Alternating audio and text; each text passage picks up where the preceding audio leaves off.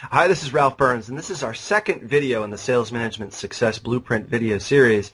And today I'll be speaking with Alexander Nays of Procom. And as many of you know, Alex has 20 plus years of experience teaching and coaching sales managers and giving insight into the job of a sales manager, then helping them develop their full potential.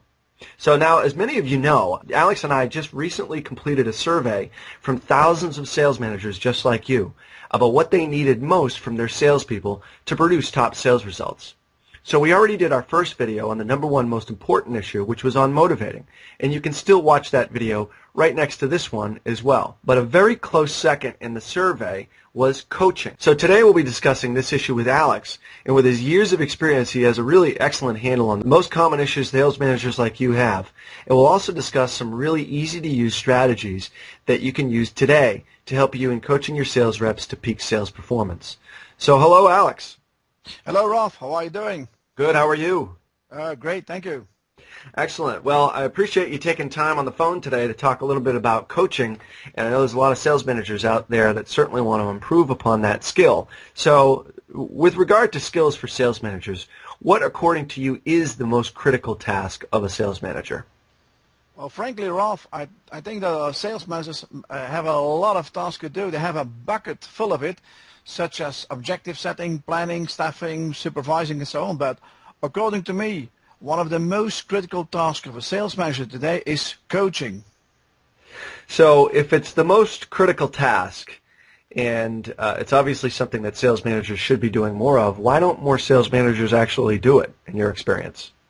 Well, I fully agree that most sales managers, they don't have the time to coach. And if they coach, maybe they only coach for 10% of their time. And when they say the word coaching, it doesn't always mean coaching. Sometimes it's just having a discussion with their guys, doing a budget, talking about financials, putting out the fire, but it's not always coaching. Right. Those sorts of things aren't really coaching. Those are just sort of the state of the territory or the state of the business. Yeah, absolutely, Ralph. So if a sales manager doesn't have the time to coach, what do you think that they can do, or what have you suggested to sales managers to immediately do to make coaching more of a priority? Well, I would urge each sales manager to go out and see his general manager, his business unit director, or his line manager, and have a discussion about this priority and to rearrange eventually some tasks. That's for sure. So what quick suggestions do you have to maybe create more time? And obviously going to their general manager or their boss to rearrange their schedules is certainly a very helpful first step. But second to that, what suggestions would you have for them to create more time for coaching opportunities? Well, coaching is in function of people, is a function of people and the need for coaching. So if I were them and I don't have much time to coach, I already would coach these people that really need coaching so badly on the field. So getting out in the field is obviously more of a priority, or should be more of a priority to sales managers? Yes, absolutely, Ralph. And I don't think that you have to spend a full day with a guy or half a day. Even one visit together, well prepared together with a sales rep, and afterwards you do some coaching job, that would be great. It's okay, but certainly with these people that really need it badly. I know some companies, they don't have the time to coach even their newly hired people. Yeah. I think a lot of sales managers think that when they spend time with their salespeople or going out to customers, it means that they have to spend an entire day or a half day. And you're talking about maybe just going on one or two sales calls with them to create those opportunities for sales coaching. Absolutely. I fully agree. Yeah. So when it comes to coaching itself, I mean, there's obviously different kinds of sales coaching. So what are the multiple kinds of coaching that sales managers might engage in? Well, Ralph, according to me, there are three issues on which you can coach. First of all is on the knowledge. And when I say knowledge, I mean knowledge about the products and services, competition, the market. That's one part of coaching. The other part of coaching could be coaching on skills that the sales rep needs in order to be very successful, such as listening, questioning, reframing, closing at the end, and being highly assertive. And the third part of coaching is on attitude coaching. Now, for a busy sales manager, if you wanted to kind of get the best or the biggest bang for the buck when it comes to coaching, which of those three types of coaching is the one that's most prevalent, or the one that presents most of an opportunity for a sales manager to coach? Well, frankly, I'm a huge believer of skill coaching. Really, I always focus on the skills, on the vital behaviors that sales reps need in order to be successful at the end. Okay. So just explain for us a little bit more about what skills coaching really is. Well, skills coaching, when I go with a sales rep on the field, and before a visit, I have a discussion with the guy because most of the people they're a little bit nervous when I go with them, so have to have a small discussion, and then we talk through the call we're going to make. What's the objective, and then I go with the guy and I observe what he's doing, and afterwards, well, I'm going to coach him on some deficiencies such as knowledge deficiencies or skills deficiencies.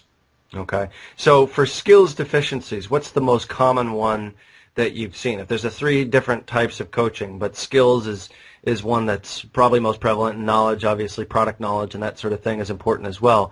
But what specific skill do you find in your experience with salespeople that they're most deficient in that might present an opportunity for a sales manager to skills coach? Well, there's something weird going on here, Ralph. Most of the sales reps, they're hired because they're very good talkers, fast talkers, highly dynamic guys, enthusiastic guys, which is certainly essential. But as you all know, if you're a very good talker, most of the time you're not always such a good listener. Yeah, I think it's something that we can certainly all improve upon, that's for sure. But it's a critical skill to become a highly successful salesperson, no doubt. Now, is there a way in which you found most effective to specifically coach around this particular skill of listening? Oh yes, certainly. Well, you know, there are two types of coaching to help somebody. Is the telling coaching and the asking coaching.